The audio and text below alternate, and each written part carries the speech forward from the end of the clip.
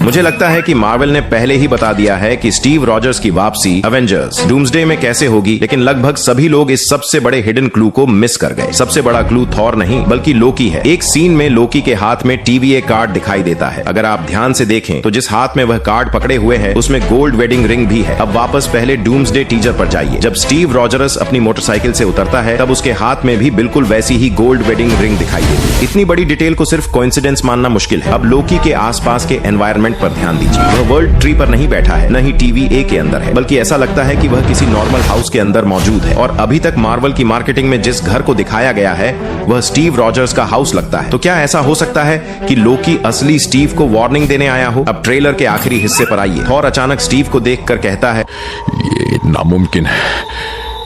इसके तुरंत बाद म्योलनिर उड़कर स्टीव के हाथ में आ जाता है और स्टीव उसे बिल्कुल एंड गेम की तरह उठा लेता है। लेकिन यहाँ एक डिटेल है जिसे लगभग सभी लोगों ने मिस कर दिया। पहले टीजर वाले स्टीव और ट्रेलर के आखिर में दिखने वाले स्टीव को कंपेयर कीजिए। पहले टीजर वाला स्टीव ज्यादा यंग दिखता है, उसकी बियर्ड छोटी है और हेयर स्टाइल भी अलग है। लेकिन आखिर में दिखने वाले स्टीव की बियर्ड काफी लंबी है, हेयर स्टाइल अलग है और उसके एक्सप्रेशंस भी पूरी तरह बदल चुके हैं। मार्वल शायद स्टीव को दो अलग अलग टाइम पीरियड में दिखा रहा हो या फिर वो हमें दो अलग अलग स्टीव रॉजर्स दिखा रहा हो। अब खुद से एक सवाल पूछिए, थॉर इतना शॉक्ड क्यों हुआ? थॉर तो पहले से जानता है कि स्टीव वर्दी है। उसने एंड गेम में अपनी आंखों से स्टीव को म्योलनिर उठाते देखा था। तो फिर इस बार शॉक किस बात का था? शायद इसलिए क्योंकि यह स्टीव मौजूद ही नहीं होना चाहिए था। यहीं से थियरी और भी इंटरेस्टिंग हो जाती है। गॉड ऑफ स्टोरीज बनने के बाद लोकी समय से बाहर एग्जिस्ट करता है। वो पास्ट, प्रेजेंट और फ्यूचर तीनों को एक साथ देख सकता है। तो क्या लोकी पहले से जानता है कि स्टीव रॉजर्स का एक दूसरा वेरिएंट सीक्रेटली डॉक्टर डूम के साथ काम कर रहा है? कॉमिक रीडर्स को कैप्टन हाइड्रा याद होगा, जहां स्टीव रॉजर्स का एक इविल वर्जन सामने आया था। मैं ये नहीं कह रहा कि मार्वल वही स्टोरी अडेप्ट कर रहा है, लेकिन हो सकता है कि मार्वल उसी आइडिया से इंस्पायर्ड होकर एक नया स्टीव वेरिएंट लेकर आ रहा हो। जरा सोचिए, अगर कोई इविल स्टीव जानता हो कि थॉर अब भी उस पर पूरा ट्रस्ट करता है तो सभी हीरोज का भरोसा जीतने का सबसे आसान तरीका क्या होगा? म्योलनिर उठाना। क्योंकि जैसे ही थॉर उसे म्योलनिर उठाते देखेगा वह यही मानेगा कि यह वही स्टीव है जिसे उसने एंड गेम में देखा था। और यही इस थ्योरी का सबसे डेंजरस हिस्सा है। म्योलनिर यह साबित नहीं करता कि यह हमारा स्टीव है, यह सिर्फ इतना साबित करता है कि जो भी यह स्टीव है वह वर्दी है। और वर्दी होने का मतलब हमेशा ये नहीं होता कि कोई हमेशा सही साइड पर ही रहेगा। अगर ये थ्योरी सच निकली तो मार्वल ने सिर्फ स्टीव रॉजर्स की वापसी को ही हाइड नहीं किया, बल्कि चुपचाप यह भी रिवील कर दिया कि एवेंजर्स डूम्सडे में दो अलग अलग स्टीव रॉजर्स एक दूसरे के खिलाफ लड़ सकते हैं। और शायद थॉर को सच्चाई का पता तब चले जब बहुत देर हो चुकी होगी।